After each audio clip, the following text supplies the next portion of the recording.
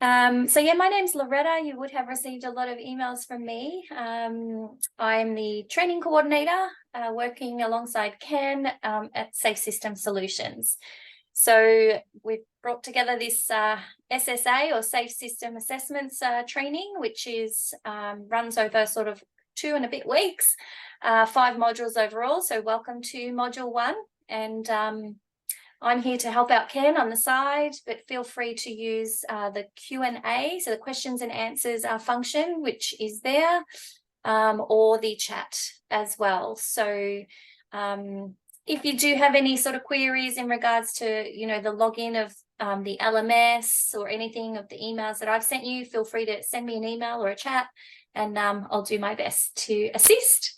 And I'll hand over to Ken. Thanks, Ken. Thanks, Loretta. And I'll cover a few more of those things with a couple of slides as well. But you saw there, Loretta hit the record button. And the reason we record these sessions is in case you want to go back and rewatch some stuff, get a refresher on some things that we go through, or also if for some reason you have to miss one of the modules, you can watch the recording. I'll show you that later. We do have some requirements for you to turn up to live, the bulk of the live ones, but if you have to miss one, that's there. Now, I put a little content warning there just in terms of we do have a look at some road crash scenes, nothing overly graphic, but we're just trying to work out what went wrong and what created the severity of the incident. And so if that's something that could disturb you, just be aware that that is part of this course. Now, Loretta talked to you about a little bit about how you can interact here. But do you want to take us through this, Loretta? Yeah, sure. So as I mentioned, I think everyone's sort of looking at the chat already. So a few things have come through. But feel free to use the chat function. You can raise your hand if you did, sort of want to speak as well. So there is a little function there, and then what we can do is allow you to talk if you did want to actually speak. The Q&A as well, that third one in, you can send anonymous questions if you wanted to, that's fine, but those questions will come directly to us, the hosts, Ken and myself. And yeah, if you're having issues, if it freezes or anything like that, we always say restart. It's usually the first thing that we all go to, reboot or restart. But there is a PDF in the LMS as well, so that is the actual presentation. So you can just bring that up if you're not, viewing the screen. You can always dial in. On the email invitation that I sent, there is phone numbers that you can dial in, and you can follow on with Ken's presentation using that PDF from the LMS. Thank you. Yeah, that's right. If things go really bad, you could just watch the recording as well and catch up that way. But yeah, pop any questions you've got into the Q&A, and I'll deal with those. Do use the chat, and it's good to use the drop down to everybody. So you can, there's an option to go to hosts and panelists or to everybody. We like, a bit of chat, people seeing other people's thoughts and comments on different bits and pieces. I will be asking you lots of questions as well as we go. So Loretta keeps mentioning this LMS. So what is this LMS you speak of, Loretta? The Learning Management System. We like acronyms. So this is where all the module content is, as well as, of course, quizzes and assignments and a lot of resources. I did just get a message from one participant saying that they couldn't see where their login is. Sometimes the email directly from the system does go into junk mail or spam folders, so have a look there. If not, once you log in, you can just click on, forgot password, and then just reset a password. But remember, just email me and I'll sort it out for you. So I'll do that in the background while I can. But yeah, we'll go through the LMS. Did you want me to go through it now at the end of the session? What do you prefer, Ken? We'll do it at the end of the session. Yeah. Okay, great. So I'll show you, the live system. So don't worry if you haven't got your login sorted. You don't need it actually now anyway. But I'll get it sorted, by the end, and I'll show you through the system and how to, look at your assignments and quizzes. Thanks. Yeah, thank you. Yeah, so just reiterating there, email training@safesystemsolutions.com.au if you have not got access to this learning management system, because you cannot pass this course without it. It is absolutely essential. Yeah, at the end, we'll take you through that. So you'll have a few different people presenting some of the technical content. The bulk will be done by myself. So my name's Ken Beer. For those I don't know, I'm the principal engineer at Safe System Solutions. Before Safe System Solutions, I was in the Victorian government in road safety engineering, planning, and some technical roles. And got my colleague Max McArdle, who will get involved as well. And Max is he's actually business operations manager or engineering operations manager at Safe System Solutions. We've got our contact details here. So any questions you have, if it was technical content as well, you could send them through the training at Safe System Solutions email address. And they would be forwarded on to us, but you could get in contact with myself or Max directly if you had specific questions as well. So we've got a few little tricks to try and keep you engaged in the online learning environment. We know it's tempting to do the emails on the side and the roundabout design that you've been you're a bit behind on. We've got a few little things to try to get you engaged. One is Wally the Wombat here. So you will see Wally the Wombat appear a number of times each module. And by module, I mean each session like this lasts for 2 hours. You got to count how many times Wally appears. And one of the questions in your post-module quiz is how many times did Wally appear in the module? And you've got to answer that. So keep an eye out for the Wally the Wombat warning sign. This one does not count. Wally count is currently 0. Keep an eye out for Wallies. And you can win prizes too. Oh yeah. How do we prizes? So you're going to win. I'm going to grab a Superman and throw them at you. Good. You're in the prize pit there. Yeah. Well, how do we get these prizes to people, Loretta? Well, firstly, I'll keep track. So, I'll keep track throughout the sessions and know who wins a prize. And we will send them out to you via post. So I'll get a little drone. It won't be by post. I'll get a drone and it'll drop off on your front doorstep. That'd be next generation. It's happening. It's happening. Yeah, that's right. So at the end of the course, you'll get a little pack with a hard copy of your certificate and also the prizes that you've won, which could be a random assortment of things. Probably not going to get a stuffed toy Superman, but could be something else. So I'll ask you questions of the group, answer them in the chat, ask really good questions, volunteer for case studies. And just before each session, a few minutes before each session, we do a bit of trivia. It could be road safety trivia. It just could be general knowledge trivia. It could be anything. So get in early, give out a few prizes before we even begin. A little incentive to get you in early to some of the, to log in early. So we do have a competency benchmark. So this course is recognised by quite a number of governments across Australia.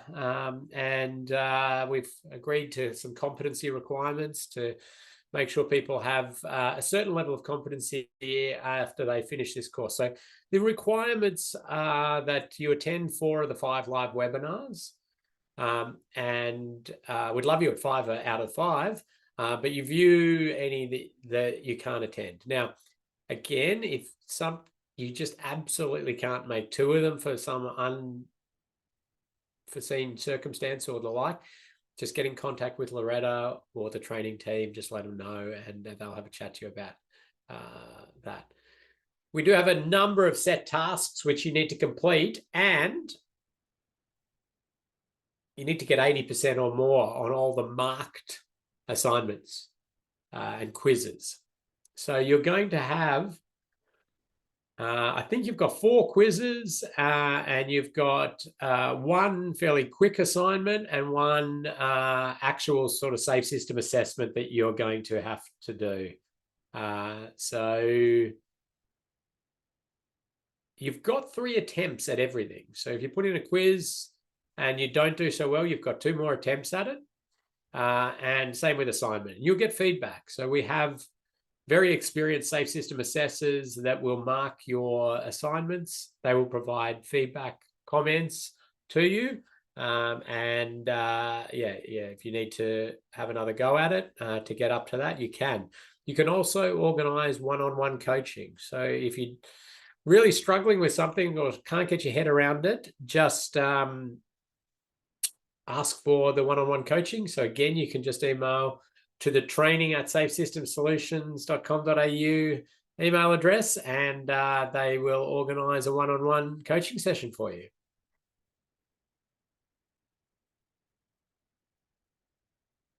Have I missed anything there before I jump into something just more contextual? No, very clear. But if any questions at all, just come to me. I've just popped my email in the chat as well. You've covered everything. Thanks, Ken. Great. Okay. We do have a little short coffee stretch break halfway through, which we're ticking along nicely at the moment. But let me get into contextualizing safe system assessments. Before I even start with any of the content, I want to put this up because there's a bit of confusion out there of what is this safe system assessment, because people have heard lots of different terms: road safety audit, safety and design, all of these different things. So if we have a look at independent assessment of transport projects, road safety audits are the ones that have been around for quite a long time. Now, some of you have probably done a road safety audit course in the past. Some of you would have done it with Safe System Solutions, or there's some others, other providers out there. And some of you will be experienced road safety auditors, which is great. That process has been around for about over 30 years in Australia. Another thing that we've been doing for a very long time is design reviews, where a design of an upgrade to a road or a change to an intersection and the like is designed, and it's handed over to someone else, often another designer, to do a review of that. Just check calculations were done right, choices were appropriate. Okay, and there's some overlap with road safety audit, and there's also things that sit outside that. A safe system assessment is a newer assessment technique. Now, it does cover quite a bit of what a road safety audit would also cover. It does some of what design reviews would cover, but there are bits that sit outside of all of this. This isn't all to scale, by the way. It's just to sort of show you the overlap. Now, safety and design is another sort of beast in its own right. And some jurisdictions are quite progressive with safety in design and really enforcing that as part of practice. But that's the idea of looking at any public infrastructure and saying, can this be built safely? Can it be maintained safely? Can it be decommissioned safely? And those are sort of important aspects. They're often workplace health and safety aspects, but that's a different process. Again, there's a bit of overlap, but it's a different process. And then we've got in Australia the Disability Discrimination Act, which is an act that we have to follow, which says, are we building facilities that everybody in the community can use? If they're vision impaired, if they're in wheelchairs, on mobility scooters, are they able to use this facility that we're going to build? So we can do what we call a DDA audit, which is a check on that. And that, again, there's some overlap in some bits of this, but there's certainly stuff in DDA audits that sit outside any of those other ones. So, wow, look at that. There's a lot of different things. This course, as you're aware, is covering this one, but there will be little bits that overlap some of these others. But I wanted to set that out as context.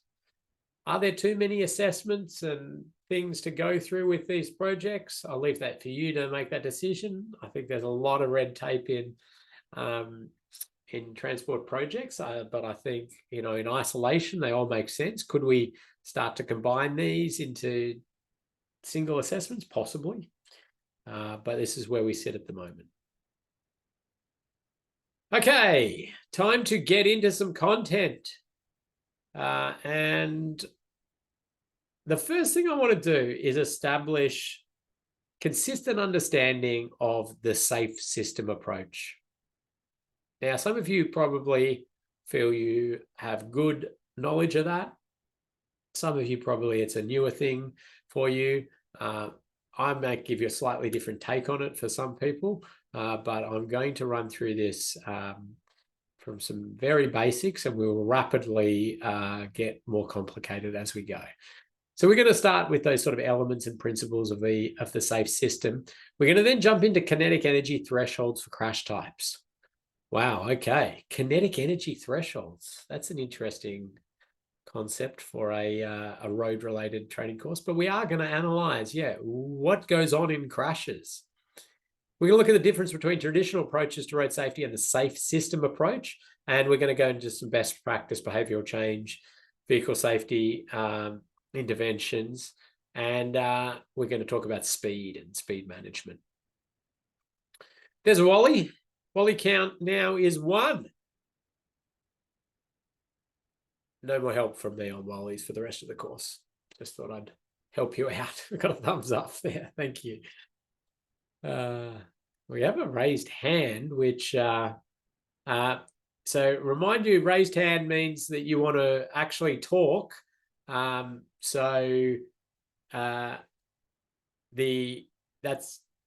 okay. I think that was an accidental one, looking probably for the thumbs up. But if you did want to actually talk, we could give you the ability to unmute yourself by raising your hand. Okay, just very briefly, like the governments of Australia and the federal government have all committed to the SAFE system approach to road safety. It is across every strategy. Every government has committed to it in terms of a state government or a territory government. And at a local government level, there's a lot of commitment to the SAFE system, and federally, we have committed to the SAFE system approach to road safety. There is no argument as to, are we actually committed to this or not? It is so clearly written in all of these documents that we are committed to the SAFE system approach to road safety. That is the philosophy under which we are operating our road network, or at least that's what the ministers and the chief executives and the like have signed up to. Do they know what they were signing up to? Questionable. Sorry, Ken, I'm just going to stop you there. We've just got a question that's come through. When is a safety in design required? So good question. And because we love people asking questions, that's our first prize winner, whoever asked that question. Oh, it was anonymous. Oh, you've lost your prize opportunity. So if the anonymous person would like to just send me directly their name, I can track that. Okay. So it's actually one that I'm not 100% sure on. Safety and design is not my expertise. We've got my colleague Paul Zlakovic in Brisbane, who is a safety and design specialist.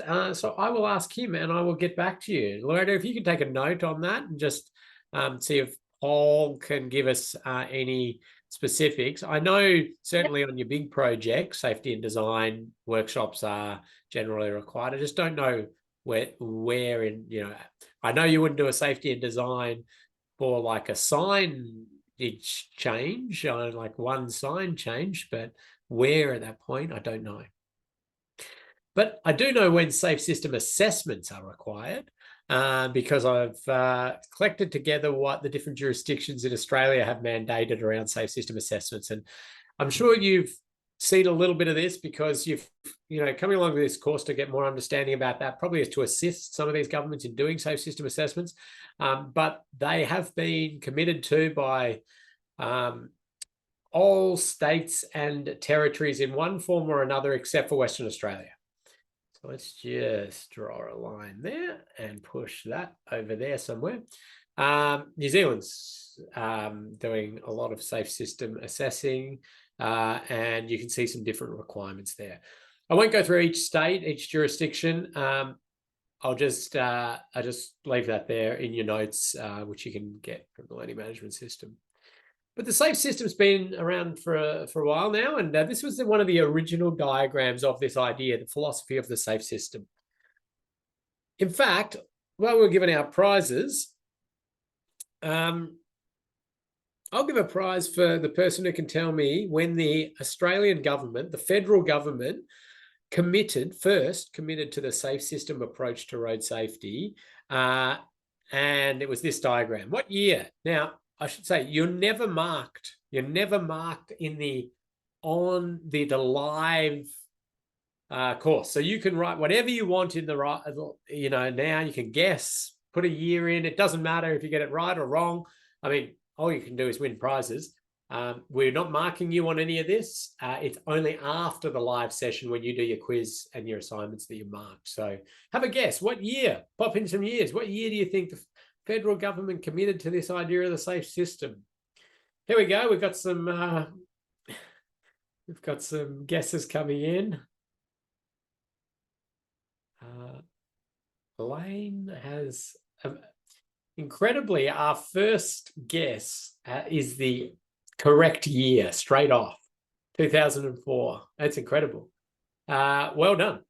Yeah, so 2004 is when the federal government first committed to the safe system approach to road safety using this diagram. And let me tell you a little bit of a story of what was going on in 2004. And I happened to be working in Vic Roads at the time in the road safety department in the Victorian government, was doing different bits of Austroads projects and the like. And we had this Austroads meeting, and there was discussion about the safe system approach, and we were all getting to the point of committing to it. And the diagram that existed was this. It had at the center human tolerance to physical force.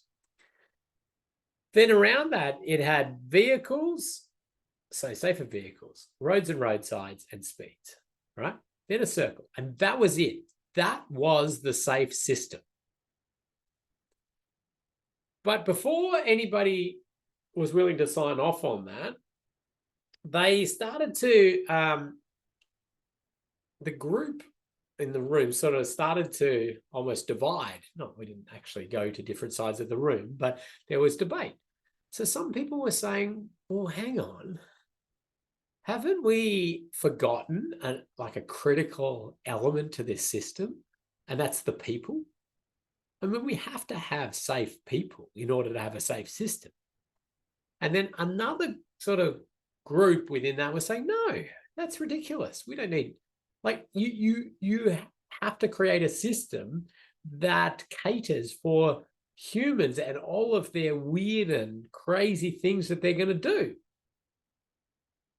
So the debate sort of rages on. And then to sort of get something passed, they put this square around the thing.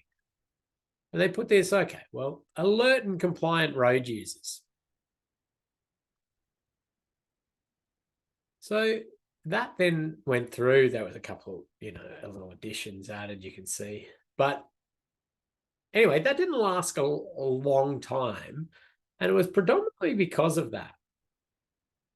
Because that alert and compliant road user comment just was completely sort of against the base philosophy of the safe system, which says we can't guarantee that road users are going to be alert and compliant 100% of the time. We're going to do everything we can to try to make them alert and compliant, right? We're going to do education. We're going to try to do things on the road to get them alert and compliant. We're going to try to, enforce things. But we just need to start acknowledging that these are humans. Humans make mistakes. Humans fail all the time, right? And for us to bury our head in the sand as system designers and managers and operators and say, well, they've got to be alert and compliant in order to survive on the roads. Well, we're not creating a system for humans if we go with that attitude. So that was turfed. And then all of these other diagrams started to appear, right? Lots and lots of different diagrams. You might recognize a few. But I'm just going to go to this simplified one that was used by some jurisdictions and reshape that safe system thinking. We've got a human at the center of it, and we're reminded that we are creating a system where we're trying to protect humans. And we've got to recognize that the human body is vulnerable. There's only so much force a human can take before they break, before they get seriously injured or killed. And we need to understand some of those forces. We need to understand that because people make mistakes. People will continue to make mistakes. That is part of being human. I've made many mistakes already this morning. I'm sure you've made some mistakes as well.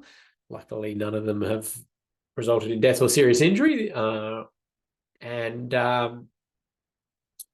It's what we got to expect out there. There's going to be lots and lots of mistake making. So we need to start designing a system that understands that. And the shared responsibility is really targeted at us. It's targeted at us to say that we can't void ourselves of responsibility for a death or serious injury that occurs on the road network just because the human didn't do exactly what they were told to do. That's interesting, and that's confronting to some people. And especially for those like myself who have spent their life doing in-depth crash investigations, working on particular crash cases and seeing what's happening out there on the road network sometimes. And you get very annoyed at some of the things that have happened and very frustrated. But the reality is that there's so much stuff going on out there, which is human mistake making and different forms of mistakes, which I'll talk about and unpack later, that for us to simply just blame the drivers or the riders or the walkers for not following the rules is just, we're not going to get anywhere. Now, that's a bit confronting sometimes. We still have these elements that we can improve, though, right? We do have the people in there that we say there's still work that can be done to improve the safety of road users and the performance that they have. There's limitations on that, absolutely, but we know some things that work. We've got the vehicles and lots of potential for the vehicles to improve things. And we've got the roads, the roadsides, and then, of course, the speeds that everything happens at. That's what we have sort of, we have the best control over this, and to a degree, this. We have pretty much the least control over the road users. And so we're trying to accommodate this system to think about that. So if I put those in some key principles, we're aiming at no death and serious injury. You might have heard of the Vision Zero philosophy. I'm not going to get into that debate about what is zero and absolute zero and the like. What I will just say is that if we could bring road transport in line with any other industry in terms of death or serious injury rates, we would be doing very well. We are so far out of whack for any sort of industry. It would be completely unacceptable in any other industry, the amount of death and serious injury we have, but we just kind of numb to that and accept it as a society because it's been around for so long and there's so many specific aspects. But we're aiming at no death or serious injury. I'll take the question in a second, Loretta. We talked about vulnerability, and I'm going to unpack that in a lot more detail. We need to start acknowledging humans make mistakes, and they will continue to make mistakes, and our system needs to be designed to cater for mistakes. And we have shared responsibility, meaning we have to say, what can we change in our system, in our design, in our road network, in the operations of the road network to mean that people don't die or be seriously injured in road crashes. Okay. We've got one in the chat and then a couple of questions that have come through as well. Yep. So in the chat, Chris asks, is this all based on IRAP? I think it was on the development slide, possibly. The developments. There's maybe slide 1, safe system development. Yeah, so I haven't mentioned, so IRAP's a very specific tool associated with road infrastructure. I'll explain a little bit about what it is, but no, it's not anything to do with IRAP at this stage. These are high-level government philosophies on how to approach road safety, yeah, I'll get into some IRAP stuff later. Thank you. Right, Good question. We've got a little comment there. With Transport for New South Wales, our safety and design is usually required for strategic and larger scale projects, not so much for smaller projects, i.e. simple rehabilitation jobs. Good. Thanks for that. That's helps a little bit with the puzzle we're trying to work out, but it would be good to get Paul's take on whether there is any more specifics around that. And another question, will the introduction of autonomous vehicles change the approach to safe system? Excellent question. I will talk a little bit about vehicles and autonomy later. I would answer that question with another question, is how do you define autonomous vehicles? Because that's we've had autonomous vehicles for about 30 years, but they're defined as level 1 or autonomous vehicles with some specific features. As we transition through, we are very aware of what vehicle safety features and technology and what the vehicles are doing and what your current fleet is as you go about assessing the road network and thinking about the safe system. But yeah, it's an interesting one, and I'll touch back on that a couple of times later on. Perfect. And one more from Michelle. Is there any lean toward including a 5th pillar in safe system that advocates for better or quicker post-crash care? I note pre-course video said due to remote location, the driver would be fatality. Okay. So Michelle gets a prize for watching the pre-course video and getting a bit of head around safe system, and B, recognizing that some jurisdictions around the world formally recognize the 5th element or pillar of the safe system, which is post-crash care. I don't put it in as much. Yeah, you'll see when we get into the depths of the safe system assessment methodology we use set by Austroads that it naturally falls out as a consideration, but I don't have it as a formal element due to the fact that most jurisdictions in Australia aren't using it as a formal element, but recognizing its importance. But a really good question. Well done. Okay, I'm going to keep ticking on. Thank you. Wonderful input. People getting prizes already. Love it. Let me take you outside road transport. I want to just give you a little explanation about like safety culture 101. This is going to do it in widget production, right? What do I mean by widget production? Well, production of something in a factory. We don't know what it is, some widget thing. Okay, back in the day, there was a time where this was a very open system. And what I mean by open system is that people came, arrived, asked if there was work. Yep, there's work, pay you a small amount. All right, this is what you're going to have to do. You're going to clean these machines. Don't put your hand in there. That's dangerous. Don't touch that. Don't walk in that area. Okay, this is what you got to do. And off they would go. Sometimes young kids were in there doing parts of it.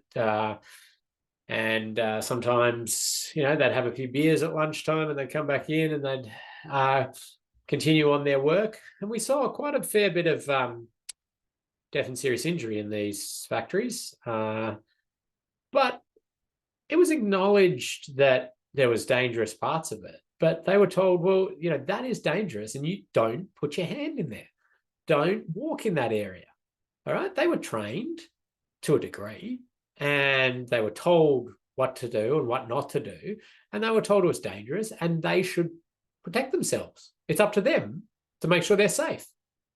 So a pathological safety culture is where you have an unsafe system and you push responsibility for safety to the individual. Then we elevate up in safety culture ladder to a reactive safety culture.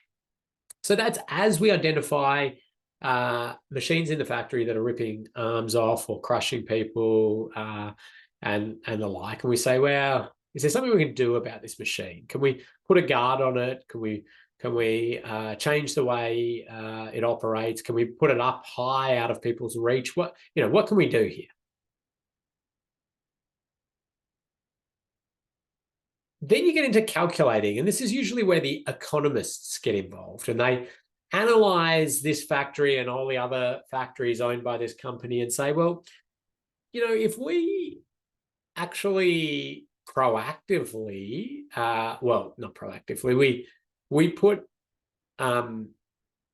screens or guards on these 10 machines, which seem to have problems, we can actually get an economic return here because we're paying out money for the families of these people who keep getting killed and injured. We also have to stop widget production for that amount of time to clean the machine out and to get things sorted and fix it. And there's all these other, economic benefits. And in fact, if we do this, it actually will make us more money. So we can work out a benefit cost ratio on this. And if we spend £30,000, pounds back in these days, it will return £90,000 in widget production over the next 10 years. We have a benefit cost ratio of 3. Every pound invested, we get £3 in return if we do it. It just makes good economic sense. So that's a calculating safety culture. Then we get into the proactive safety culture. And this is where our safe system really sits. It's to say that we need a very high level of safety. And if we don't have that high level of safety, production stops until we get into that safety envelope that we've set. So safety is actually setting the precondition for widget production or mobility. And then you need to continually invest in maintaining that safety culture. And that's not just maintaining the machines and the assets and the like, but it's maintaining the culture as well. So you've no doubt sort of been now putting that analogy to the road system and the transport system and thinking, okay, where do we sit with a transport system? And the reality is for a transport system, our road transport system, I should say. I should be very clear that it's road transport system. It's very different for rail transport or airline transport or even shipping, for that matter. Their safety culture is way up the ladder, whereas roads, we're way down the ladder. Well, it's sort of probably weighted down here. We sort of tail off into there. We have pathological safety culture elements very clearly out there. We give licenses to people. We tell them it's unsafe out there. We say they have to protect themselves. Safety's up your responsibility. Off you go out there into the dangerous system. That's for just classic pathological. We have reactive. We're going out there. We fix up intersections that have death, have serious injury. We've got areas with hundreds of crossroads at high speed, and we're darting around wherever the lightning strikes and fixing or changing those intersections if a death happens there or the like. So it's a very reactive sort of things. You've got absolute systemic risk all over the place, but it just happened that it had played out as a crash in that one location. We do go into calculating, and we have lots of road safety programs based on benefit cost, but we do tick into proactive in a number of situations. I think a good example of proactive is school speed zones, actually. Now, there's always little improvements and things we can do around that, but the general philosophy at this culture level of school speed zones actually showed us that we have the ability to do more proactive things in road safety. Why do I say that school speed zones sit in a proactive? Well, because they don't pass the calculating test.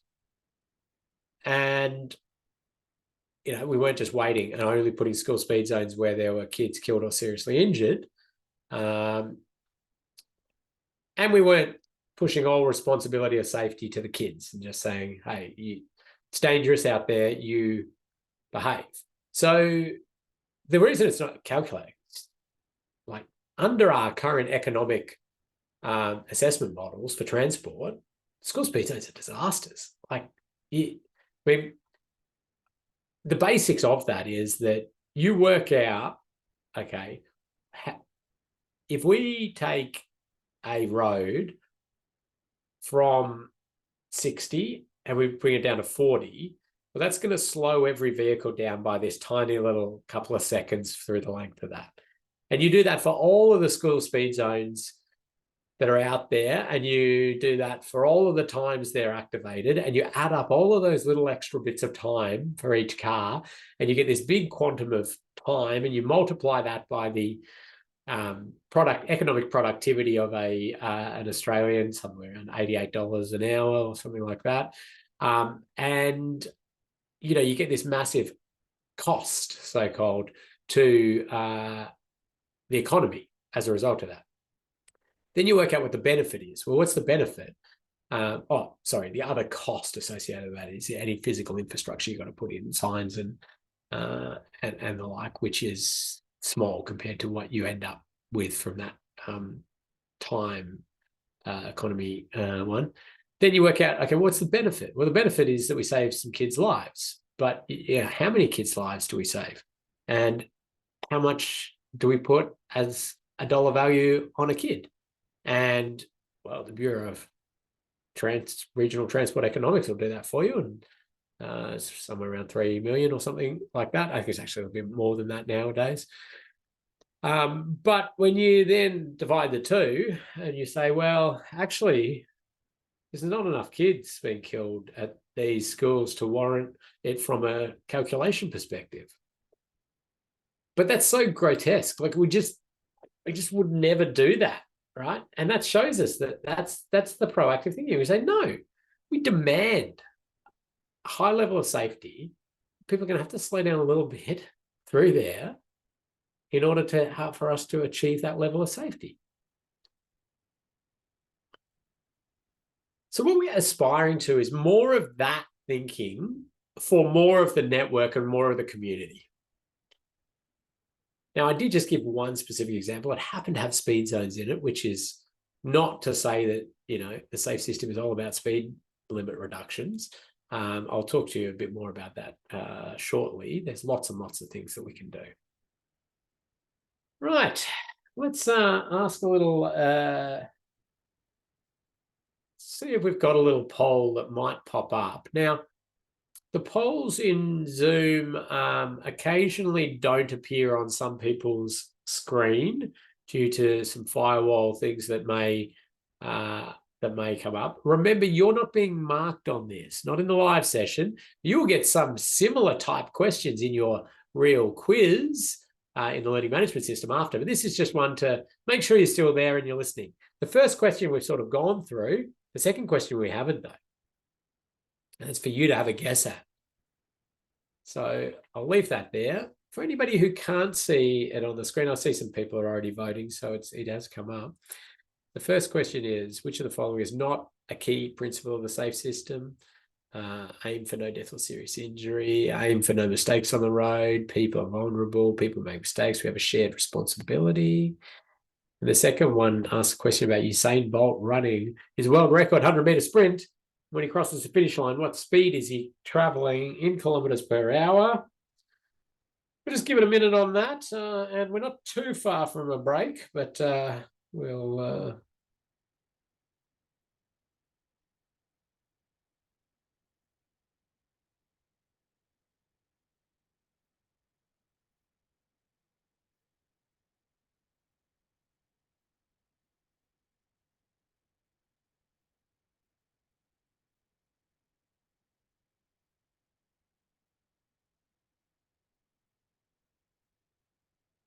Okay, lots of good answers coming in. I'm going to give it 5 more seconds. 5, 4, 3, 2, 1.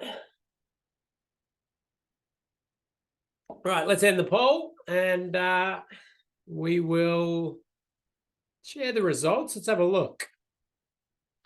Okay, which of the following not a key principle of safety? Okay, almost everybody onto that one. We're saying,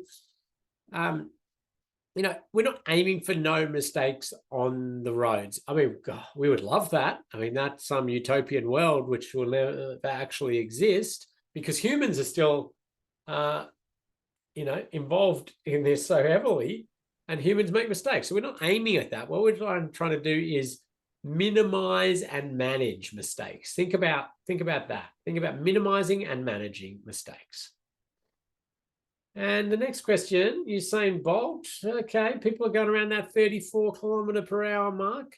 Well, Usain Bolt was actually going a bit faster than that as he crossed the finish line. Those who were doing little back of envelope calculations may have forgotten to include the fact that he started at 0 and had to go up if you were just doing that. But yes, let's get rid of that. And why on earth am I asking about Usain Bolt in a road-related course? Well, I want you to imagine that we park a car at the end of Usain Bolt's lane and he comes running down at 44 kilometers per hour and he hits the car. Will he survive? And the answer is most likely yes, he will survive because he's very well built in terms of to withstand physical force. But, you pick any of us mere mortals up and you fling us at a car at 44 kilometers an hour, it's getting a bit dicey as to whether we're going to survive that. And certainly pick up, our parents or grandparents, we fling them at a car at 44 kilometers per hour, they will not survive. In fact, there's a general correlation between a human's running speed, maximum, and the speed that they can handle a crash into a solid object, a force. So that's, you can run as fast as you can at a tree. And in theory, you should survive. Okay, you'll probably knock yourself out, maybe break a few bones, mess yourself up a bit, but you should recover to lead a normal, healthy life. You can test it if you want. But we have a bit of this information for cars hitting pedestrians, okay? And you can see down the bottom here, we've got collision speed, speed of impact. And over here, we've got the chance that's going to result in death. Now, this is for our whole community, this curve. Like you can pick individuals. There's Usain Bolt. He's up the curve a bit for the general public because he's a hulk of a human. And we're going to get some rare occurrences of people surviving higher than that and the like. But it's a general correlation for us to work with. We are built to survive this sort of stuff. Look, you can have a bit of a laugh because he comes back and, well, not that year, but the next year he won the gold medal. So he broke some ribs and, but that's sort of the limitations we have on the human body. It's about how fast we can run when it's running into solid stuff. We have this information, though, for some other crash types because we have lots of different mechanisms of crash. And what we're talking about here is biomechanics of injury of crashes. And that's a particular field where we're getting a lot of this information. But this red line, that's bullet vehicle speed. So that's the bullet vehicle. Put a B there for bullet vehicle. That's the target vehicle. So that's kind of crash terminology. The bullet vehicle is the one that does the damage. The target vehicle is the one that's, got the occupants that are more likely to be killed or seriously injured. So bullet vehicle speeds down here. Target vehicle is the one in the fatality probability. That's what we're sort of expecting in terms of what percentage of our population or what's the probability of death. Then we go into head-on crashes. And in a head-on crash, both vehicles are actually bullet vehicles and both are target vehicles, just in the way that happens. And we see that vehicles are coming in there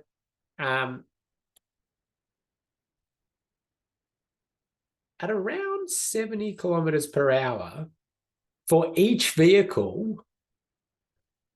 That is about the point where things start to go really bad really quickly after that. And this becomes a really important point in these curves, is that exponential kick-up point of death for anybody involved. And those speeds are 30, 50, and 70 kilometers an hour. So they set us some nice, important threshold speeds when we're thinking about the outcome of these crashes. And when we unpack the SAFE system, we're saying, well, we're going to do everything we can to try and stop people crashing, but some are going to still crash anyway. How bad is it going to be when they do crash? Because we can't have it as a serious injury or fatality. And this is giving us an indication if those crash types are possible, we want to be below these speeds when they happen.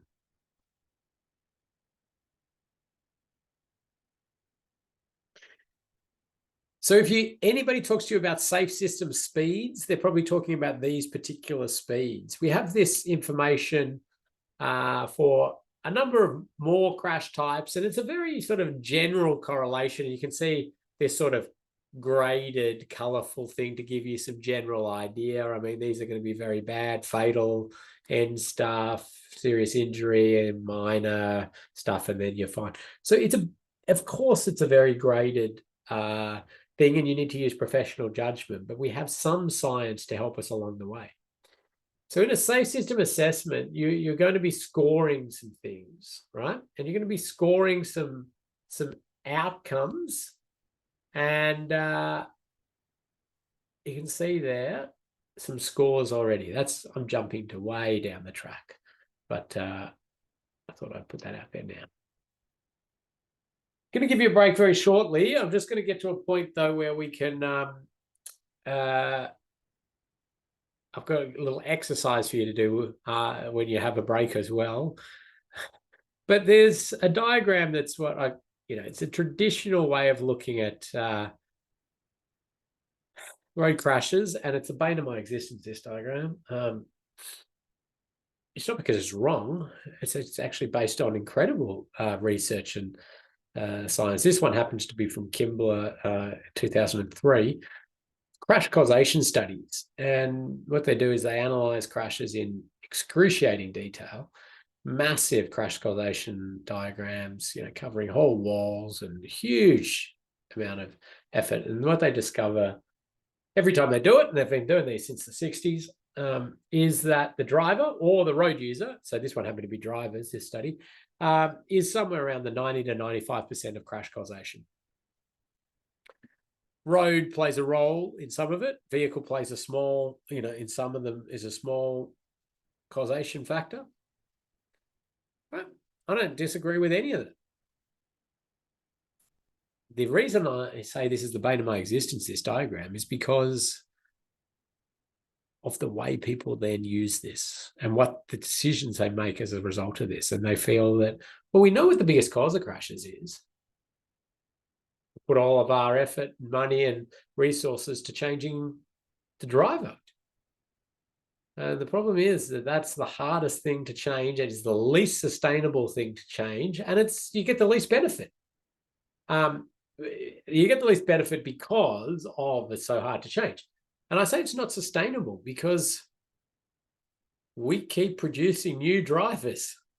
They need to be going through all of this again.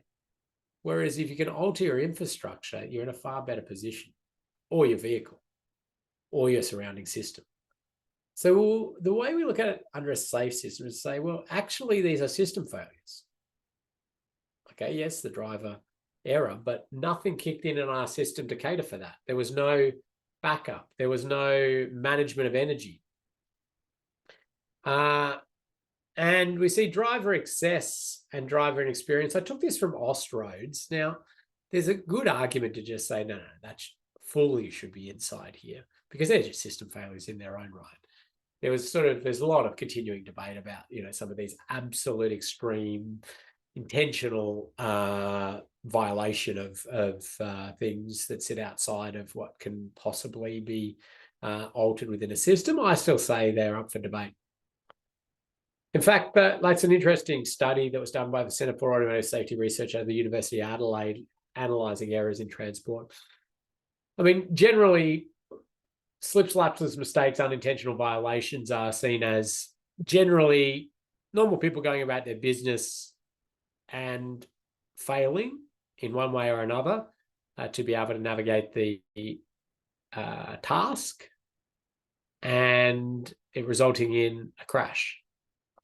Deliberate violations get very complex. Deliberate violations are this really complex set of people. And I say it's complex because, I was involved in a big Australian study around recidivist offenders, which is, people who just keep reoffending on the roads and understand. A quote that really resonated with me, which one of my colleagues came up with, is, people drive the way they live. I was like, yeah, that's kind of nailed it, because you analyze these and you're like, wow, they've got so many issues going on in life and social issues and all sorts of things. But when you analyze that, I mean, you're really talking about 30% of death or serious injury. And about 70% sits above here. So the bulk of death and serious injury happening on the road network actually is people generally going about their normal business, not these absolute, deliberate violators. Now, you need to dig into the 300-page report to really unpack exactly where that line is drawn. But there is a common misunderstanding out there that all of this road death we're seeing out there and all these serious injuries are all these ice addicts driving 200 kilometers an hour down the wrong way on the motorway and, doing these extreme, police chase stuff. That is a significant problem, but it's actually not the dominant problem we have in road safety. And the reason I labor this point is because I actually feel that we need a major alteration in the way we think about and act on this.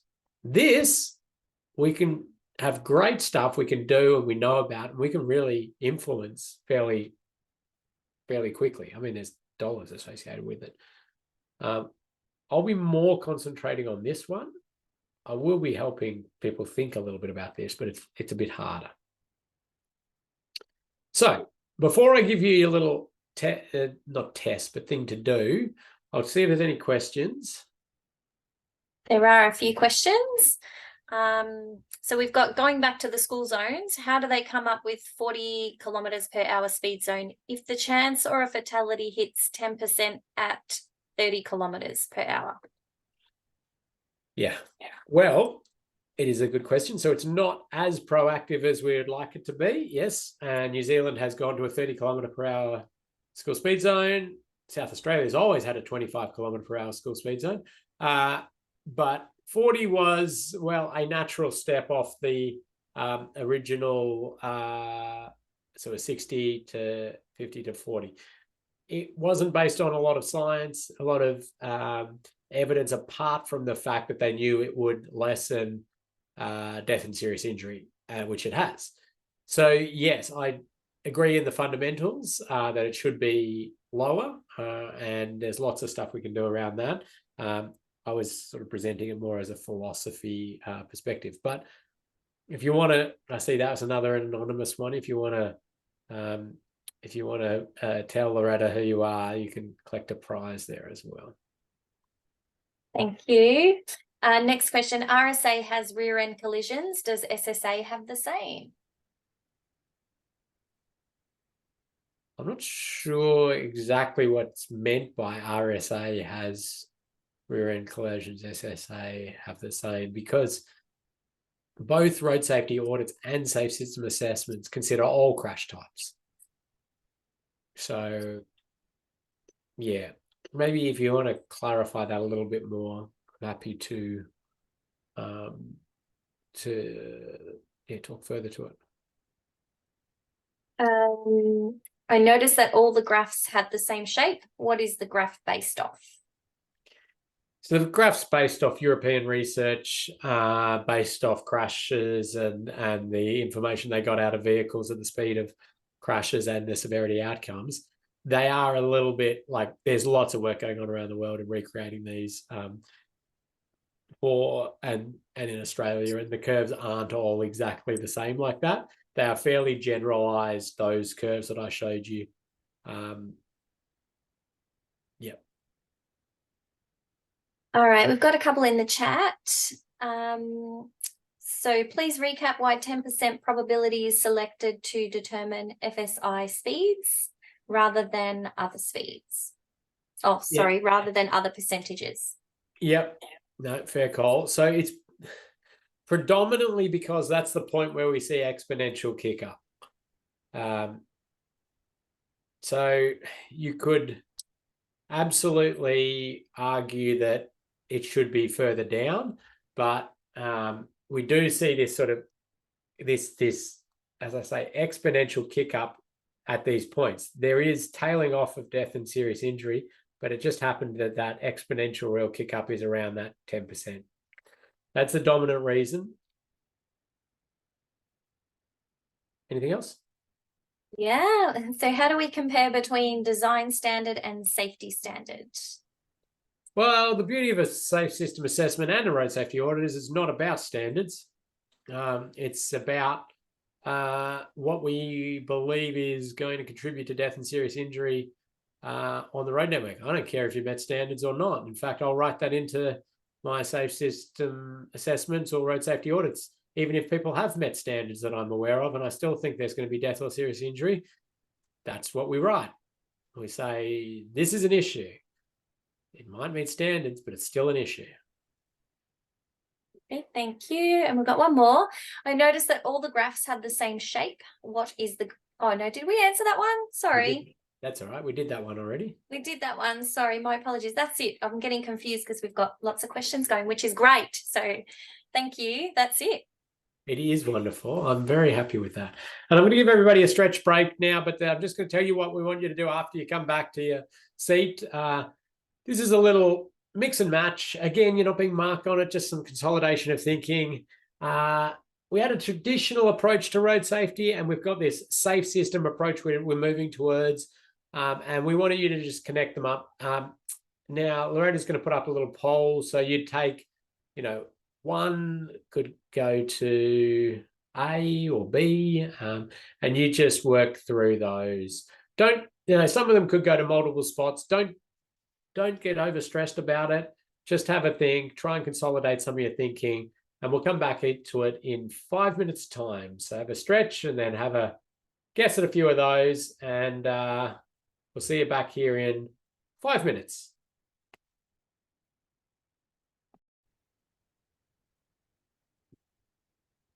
I'll give people another 5 seconds just to make their final guesses. As I say, don't get overly stressed about this one. Just trying to help people do a bit of that thinking themselves as well. 5, 4, 3, 2, 1. Let's end that poll. And we can just see the results, although just having a quick flick through. It might be easier for me to just do this on the slide that I've got. So let's get rid of that. You can stop sharing that, Loretta.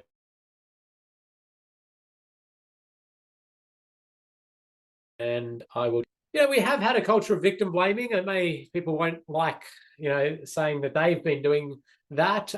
But, at one level, we have put a lot of blame on the individuals making mistakes in road crashes and walked away from it. We are really moving into that area of recognizing human error and trying to minimize its consequence and understanding that shared responsibility. Emphasis on road user education and compliance. This one could have gone probably to multiple ones, but emphasis, so effort to create that forgiving system. Now we're talking about, that system. So crash reduction, it's more now severity minimization. 4 pillars action independently. More to now this joint interaction. We know this is a very complex interacting system. And going from a mobility safety balance to maximizing safe mobility. Slight, changing of the wording, but we need safety and we'll do as much as we can within that envelope. Nice little statement from Ian Cameron, who's a Western Australian. This was done on a sort of world stage. We need a paradigm shift in road safety policy to stop the road death epidemic, and we need it now. It is unrealistic to expect that education and enforcement alone will bring the needed step change. Even road users who know and follow the rules make mistakes. A safe system creates an environment in which a simple mistake will no longer kill people or seriously injure people. So let's take a little bit of a road, and we start now focusing in now a little bit more on some of the specifics. Here we go. We've got a road. It's got a central median barrier in a narrow flushed median. It's a wire rope system. It's a 2+1 road, meaning 2 lanes in one direction, 1 lane in the other, that which will, swap over which side gets that extra lane at different points. Without knowing much about this project at all, maybe just type into the chat and I'll monitor it. I might give away some prizes. What are some of the reasons you think this project was so hard to get to be built in terms of the planning, design, development stages? What were some of the challenges that the project team faced as they were trying to get this project off the ground, going from a 100 km/h, 1 lane in each direction, to what it is now? What do you think the challenges that they faced were and why? Okay, so seeing some ideas come in. So Mustafa has said a vertical curve, which I think is an interesting one, very technical. Let's go with a prize there for that. And it was very quick too. So that's an interesting one, understanding barrier systems and wire ropes and vertical curves and sags and K values and all of these sort of things. So vegetation, yeah, funding's an overarching one, isn't it? So risk of different crash types, sight lines, interesting one, merge locations.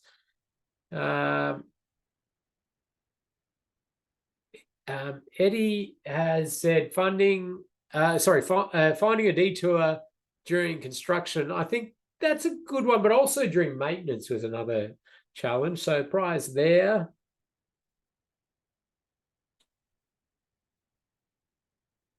Pero said blocking animals crossing. So that was that's an interesting one too. Prize there. That one seems to come up a fair bit, but I'm yet to find any good actual studies around that. Constrained locations, a good one. Yeah, lots of good things coming in there. And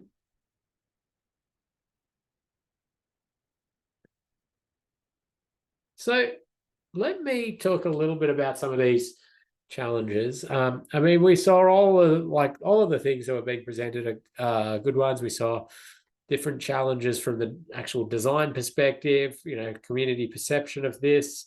What if the house is here on fire, over there is on fire, and what does the fire truck have to go extra distance around? Can enforcement be done? What are the motorcyclists going to hit this? You name it. There are all these reasons and challenges. And that's because we are actually changing the sort of fundamental fabric of this bit of road. And it's been there for a long time, and it's just not something people are used to. But the reason I put this up is that a road safety audit will traditionally look and present all of those issues. And that's fine, because that's the audit's role. Like, it'll present a lot of these issues and it'll get into some detail on it. But that's all it will do. That's all that the scope of the audit team is asked to do: find the issues. Okay, provide some ideas for maybe how to lessen that risk, depending on which jurisdiction you're in. A safe system assessment actually gives you some information about how much better this road is with this compared to not having this. And that's an amazing win when you're trying to actually change some of the things that have been happening for a long time. So a safe system assessment will in a very broad term, say this is going to be substantially safer than not having it. Now, here are some, little bits and pieces we need to work through. That is so much more valuable than just a road safety audit at these stages of trying to get projects moved through. So I hope that makes sense.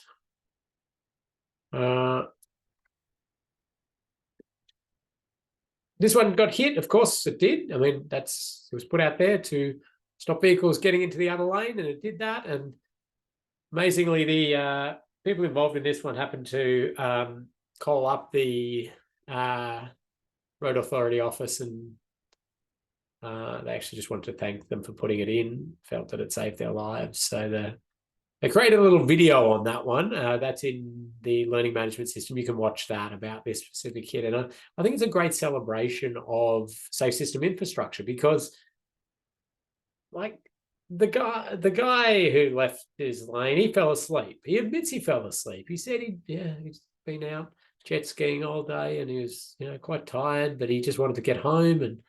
And this just happens all the time. But instead of leaving his lane and hitting another car, he's hit the barrier. Everybody walks away, right? I think you get the idea. Okay, I better keep ticking along because I want to get to the point where Loretta can show you the learning management system.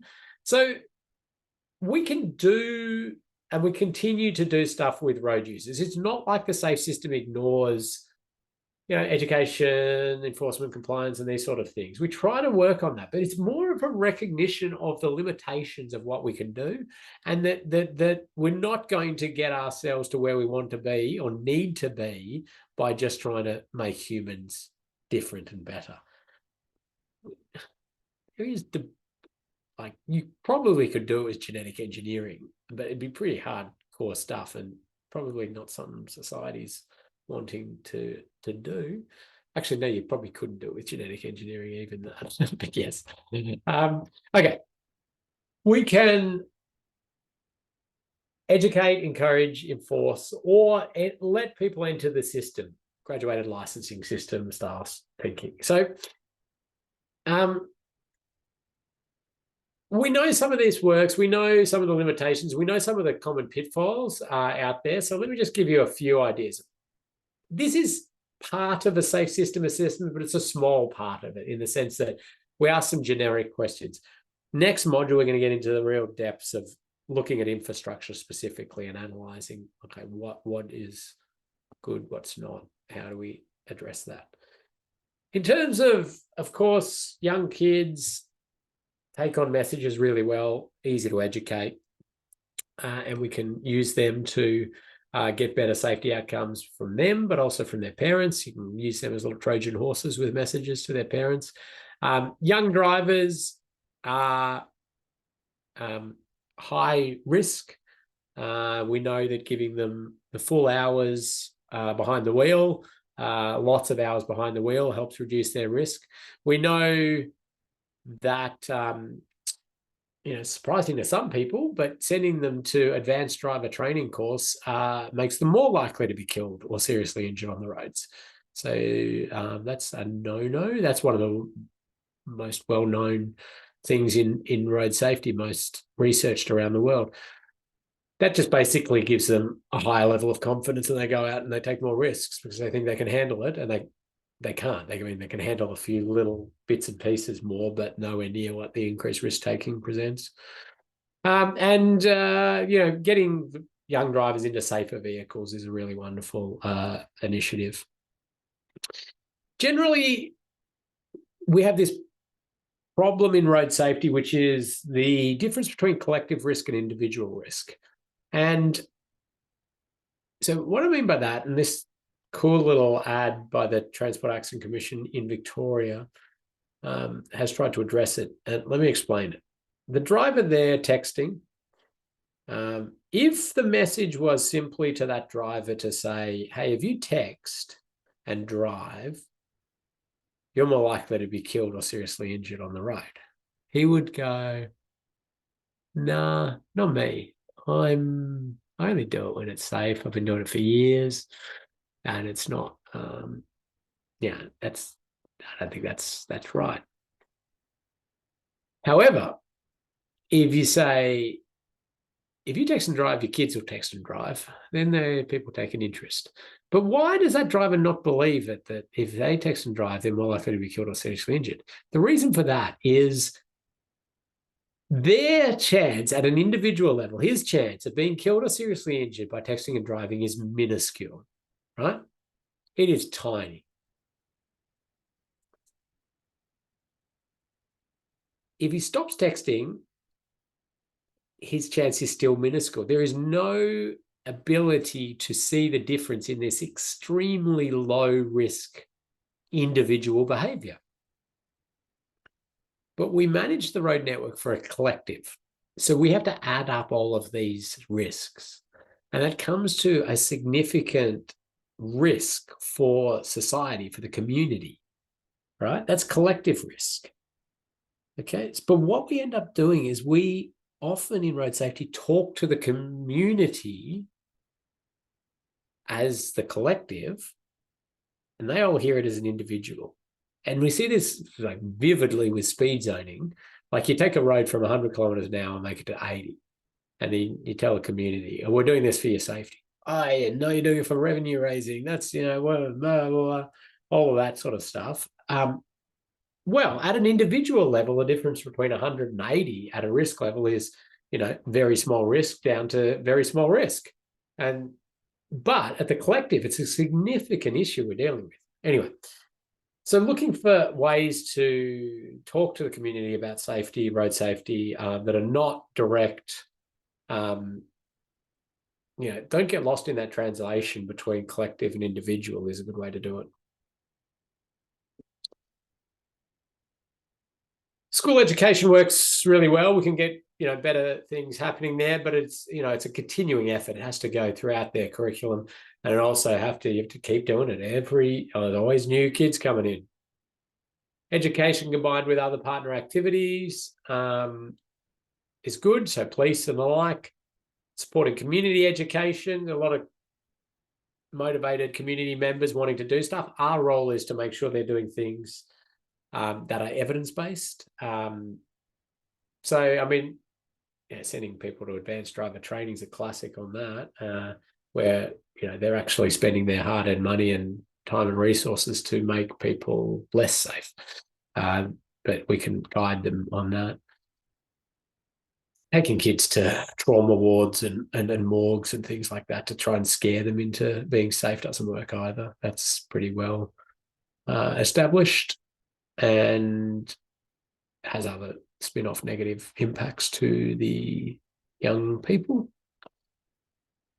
These are things that are all coming from a good place. They're trying to do the right thing. They're just, we actually have evidence around a lot of this stuff. So we don't need to just go from, that should work.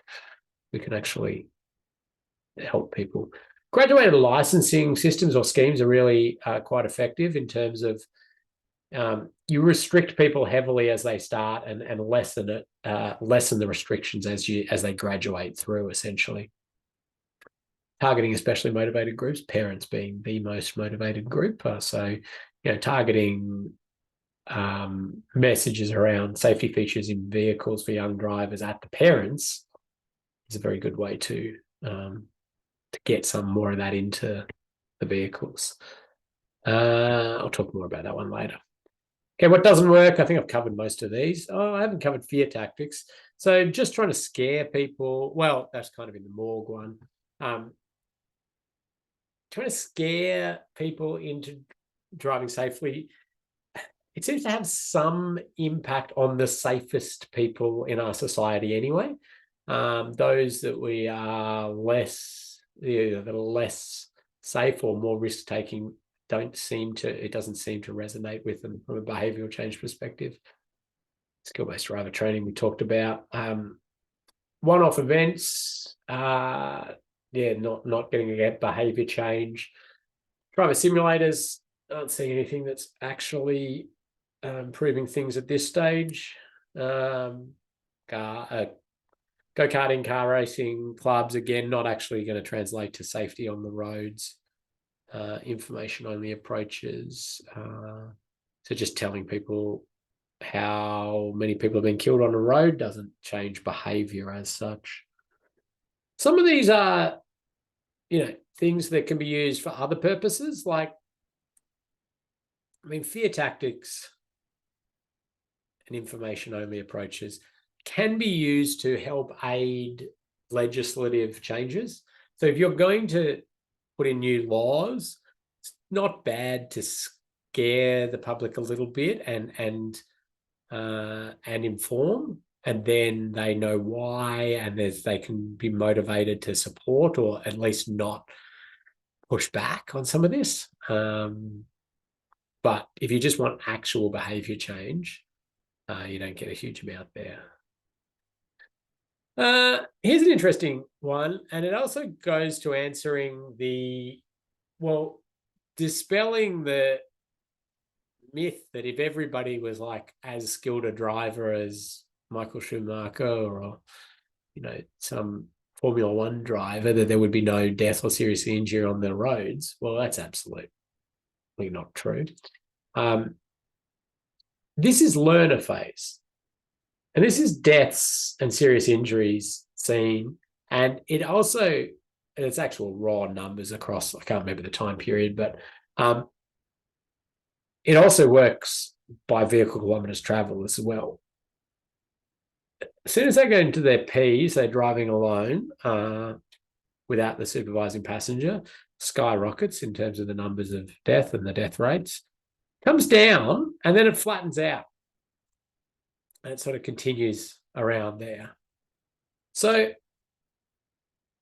at no point in time does a driver actually become safer than a first-time driver. So, it shows you that it's not necessarily about the skills out there anyway. That just leave that there with you. I will check if there's any questions in a second. I just want to cover off a few more things. So we can incentivize people to drive safer, and there seems to be some things that work in this space.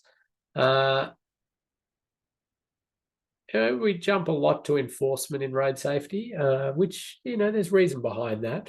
But encouragement can be pretty good, and we like that.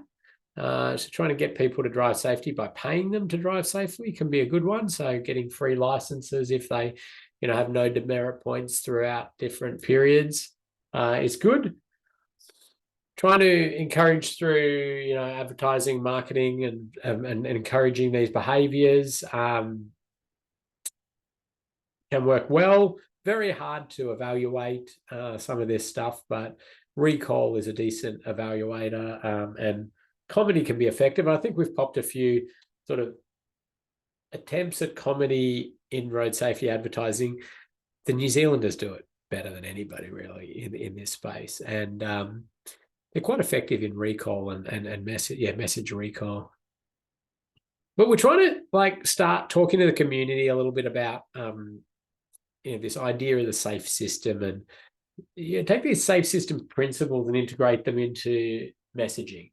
So you see this one, for example, which is it's actually originally a New Zealand ad, and then South Australian governments use it. I think New South Wales governments use it as well. But other people make mistakes, so that's why we're slowing down. So it's not like saying, you make mistakes. It's identifying that. It's about mistake making. Victorian government's been working on that human tolerance to physical force, and how do we communicate that with the public and those forces of crashes. And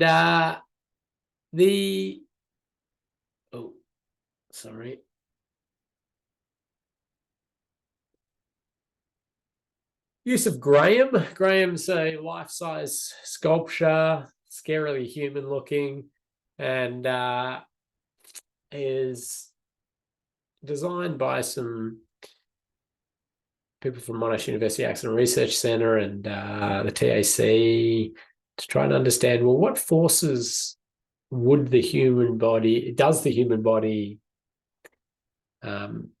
get imparted on it during a crash, and what would you need to do in terms of managing that energy to survive?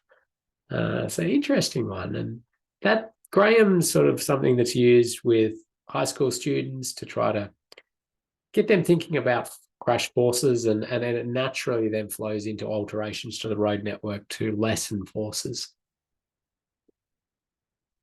Enforcement, it does work, but there's limitations on it. But we need to be strategic with our enforcement effort due to the costs really of it, and we need specific and general deterrence. So specific deterrence is where if you've been fined for something, in theory, you won't do it again. General deterrence is that you could be fined for something, and knowledge that you could be fined for something deters. Visual presence quite effective, and we know that there's a certain halo effect, which is after people see anything enforcement, they will behave themselves within a certain ring from that. It doesn't last a huge distance, but it's an interesting one. But we've got these leaps and bounds in enforcement technology. We can do a lot of automated enforcement these days, and we can do point-to-point enforcement, red light camera, speed cameras, and certainly lots more to be done. We've got in-vehicle features that can do some wonderful stuff. Like that's whose is that? Ford's. Ford's one where you can get a key that's one key has certain settings that you can give to your kid if they're driving, and it sets maximum speeds, and traction control always stays on, and they can even set maximum radio volumes and things like that if you want. There's lots of innovation like that. I mean, the question I'd have is why don't I continue to ask, and we, as the road safety community always does, why are we not setting maximum speeds for vehicles for all cars? Do we really ever need any cars going above 120 maybe on the road network, even if we just limited it at that? But different big debate around as to why all that happens. I think an interesting sort of elegant enforcement technique is using things like alcohol interlocks. I mean, the temptation for a recidivist drink driver, so that's somebody who is caught drink driving and then they're released and then they drink drive again and they do it again, is to go really hard, take their license, give them massive whopping fines, you know, $10,000 fines, crush their car. You know, the issue there is that we often spiral somebody's life just further out of control. And if we can address the risk-taking behavior through something like an alcohol interlock, where they have to blow into that, have 0.0 in terms of blood alcohol concentration before their vehicle starts and goes, then you're in, you know, you're managing that risk, and they're able to still, you know, drive to work and drive and pick up their kids, and you know, I think it's a more socially palatable way to enforce. Nothing's stopping us from a technology perspective, enforcing everybody 24/7 everywhere they're going. That's my VicRoads vehicle like 15 years ago, with a speed monitoring device telling me what speed zone I was in, beeping at me if I went over the speed limit, and get back to the office, get a good report on exactly where you went over the speed limit. And you know, we could do that for everybody all the time. Technology not our issue. There's more the privacy lawyers and others that seem to have some issues with this. I think there'd be ways to manage this anyway. Some key points in there around some of this stuff. That's in your PDFs in the learning management system if you want. Let me just touch briefly on vehicles. Somebody asked a good question in there around that. Oh, actually, sorry, I better check on questions first. Oh, yeah. I think we've covered everything. Yep. So vehicles, we've seen vehicle safety features integrate in from like the get-go. I mean, our mechanical engineering counterparts were like just leagues ahead of us in terms of understanding they need to manage the forces within crashes. And we saw airbag, seatbelts, crumple zones, all like way before anybody in the road infrastructure space started saying, hang on, we need to manage impact forces as well. So we saw that. But there's limitations in what we've been able to do with this. And the crash test there, you see frontal offset crash test. But let me talk to you about this one, just to give you an indication of limitations. That is a side impact test with a pole. And basically what happens is you slide the vehicle at the pole at a certain speed, and then the dummy has to not have forces exerted on it that are past a level 3 serious injury. So essentially acquired brain injuries, and yeah, or worse, but they're holding lifelong debilitating injuries. So what speed do you think they do this test? And if the occupant of that vehicle doesn't get that acquired brain injury, it gets 5 stars. So what speed do you think that happens at? Have a guess in the chat. I'll give a prize to the closest. Yeah, I'll give out some prizes, eh? Any guesses? Can't lose any points for getting it wrong.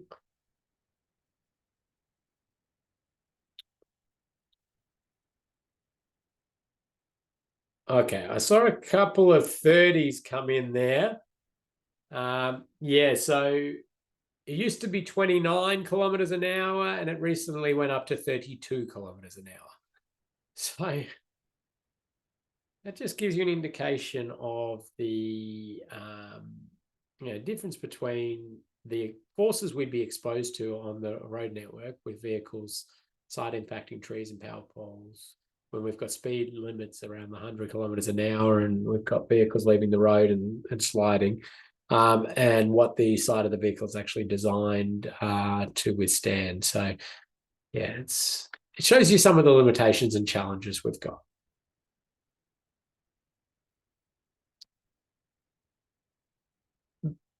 We're getting more and more safety features on the outside of vehicles as they strike pedestrians and cyclists, which is good. So we've got airbags and things popping out over bonnets for most vehicles now, or at least the bonnet popping up when it's striking a pedestrian. So there's cushioning. Those are, this is all good features. But I suppose the question comes, when are we going to be seeing these vehicles without any steering wheels? And well, I don't have good answers for this. I've done a bit of work in this sort of space, and I mentioned earlier levels of autonomy. There's 5 overarching levels of autonomy. This, would be a level 4 or a level 5, depending on whether it's geofenced or it's quarantined to specific areas. So you've probably seen level 4 vehicles pottering up and down different waterfronts and things. They display a little bus that doesn't have a driver, and they're just quarantined to specific spots and the like, and some of the stuff in San Francisco and the like, where they're talking about Waymo taxis and things. Well, they're level 4. Level 5 just is, could go anywhere on the public road network and do that. We don't have any of that at the moment that I'm aware of. I'm sure they'll tell you that they could let it out there, but they don't. But the reality of this is we've got to get the technology right. That's one thing, and it's coming on leaps and bounds. But you've got to get acceptance of this across community and across all of the legislation and all of these huge things, right? And then you've got to turn over the whole fleet. And it's a massive exercise, and that'll take, so we're in huge number of years before we actually see this huge, really impacting on the safety outcomes. Mind you, when we get all of this in there and out there, and most of our fleet is like this, we're going to see great benefits in road safety, because I told you earlier, I don't dispute any of that research around crash causation. 90% of crashes, or sometimes more, is human error. So get rid of the human, which done a wonderful job. So this is great, but I think us sitting back and saying that this will all solve itself is very naive.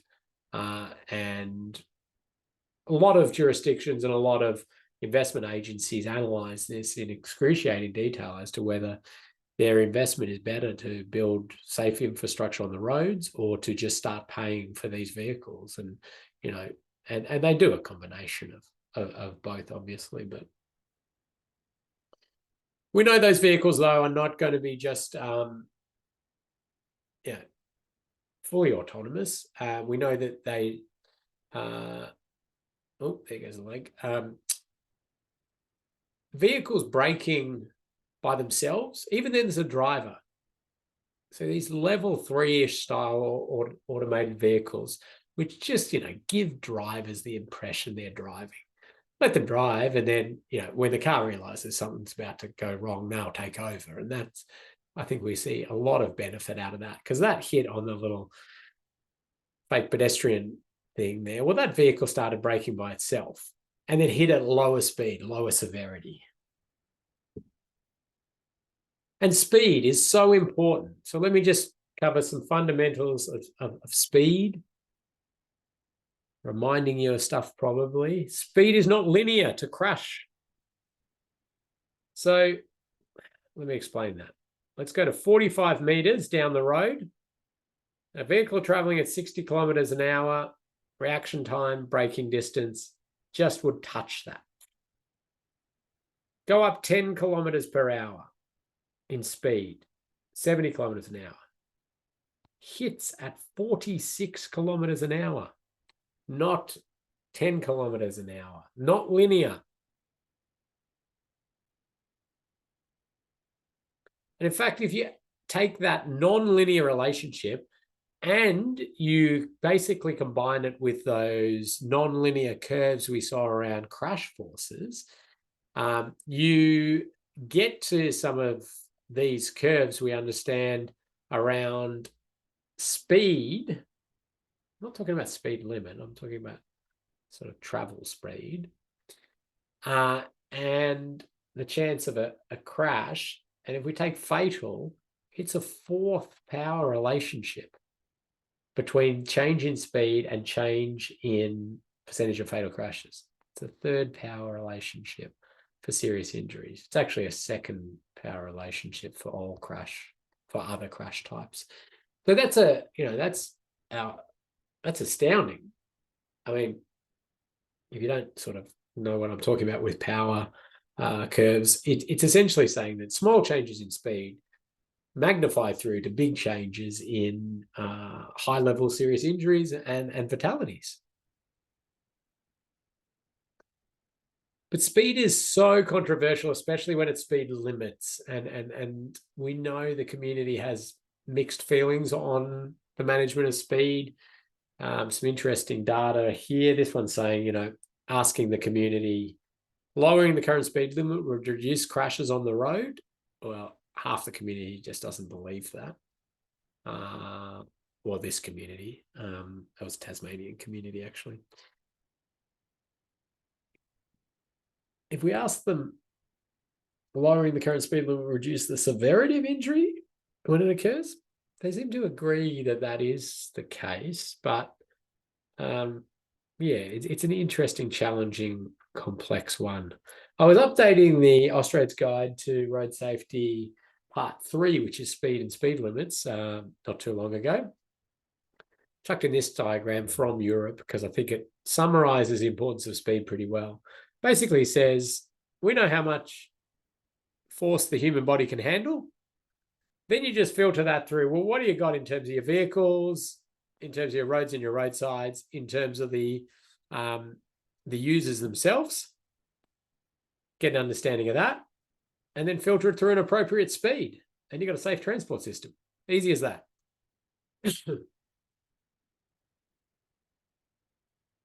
But we do know that safe speeds can be achieved through infrastructure and or speed limits. It's not necessarily just putting a red circle around a number. We're not explaining why a speed limit is in place helps with a bit of this acceptance and compliance. And protection of vulnerable road users is generally accepted well. So I think there's a few important takeaways there. Let me jump past that one. I want to ask, what does risk equal? Anybody got a formula for risk for me in my last couple of minutes? Oh, we've got a quick one. Yeah, likelihood times severity, correct. That was quick and good. So likelihood times severity, or likelihood times consequence, or probability times consequence. What's the chance of something bad happening, and then what's the magnitude of that badness? Like how so, this is the international definition of risk. Could be environmental risk, could be health risk, could be economic risk. Now, what's the chance of a recession? How deep a recession do we go into? That's the risk of recession. For road crashes, what's the chance of a crash? Multiplied by the severity of that incident. That's our risk. But in a safe system assessment, we've actually extracted something out of likelihood. And that's exposure. So that's saying that how many people, what are numbers, how many people are exposed to a crash? Then what's the chance of that crash more at that individual level? Then how bad is it going to be?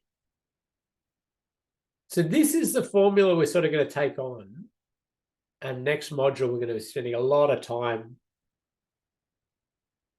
breaking up risk into those components. So just to help you and just to seed this idea with you, exposure, I mean, we can influence the exposure, the number of people exposed to a crash by blocking off areas. Like this one's got a big mound of dirt at level crossing. So, vehicles can't get in there. So there's no exposure to that crash.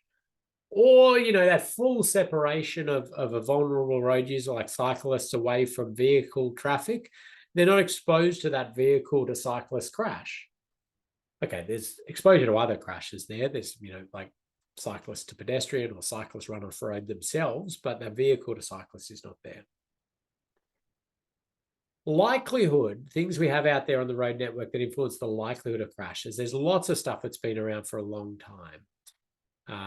such as sealed shoulders, good pavement conditions, lighting, warning signs, cleared road signs. There's some newer things like audio tactile edge line, centerline, wide centerline treatments. They're all addressing the chance of a crash happening. They're not doing anything for the severity of the crash or the exposure. Same number of people are exposed to it. It's just as bad as it was going to be if there wasn't a wide center line there when there's a head-on crash. It's just less likely to happen. Also, things like traffic signals, they're going to influence the chance of a crash. They're telling people when to go and when not to go, so they're less likely to crash. But they can still run the red light. They can still crash at the same speeds, same angles. Okay, it's a likelihood reducing factor. Severity is reduced through altering a small handful of things that we have control over: speed, angle, dissipation of energy. So raising an intersection like this, slowing vehicles on the approach to a conflict point, reduces the severity of a crash. Having vehicles hit a barrier and wash off their energy over time, distance, slowly wash off their energy rather than hitting a tree abruptly, that is about the severity of crashes. So that's kind of where we're going to pick up next session.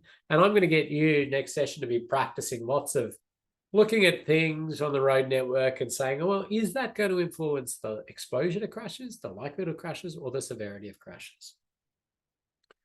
But over to you, Loretta. You can show us this learning management system. I will monitor the chat and see if anybody else wants to ask me a question as we go. But hopefully everybody's got access to the learning management system. If not, you're going to email Loretta at training@safesystemsolutions.com.au.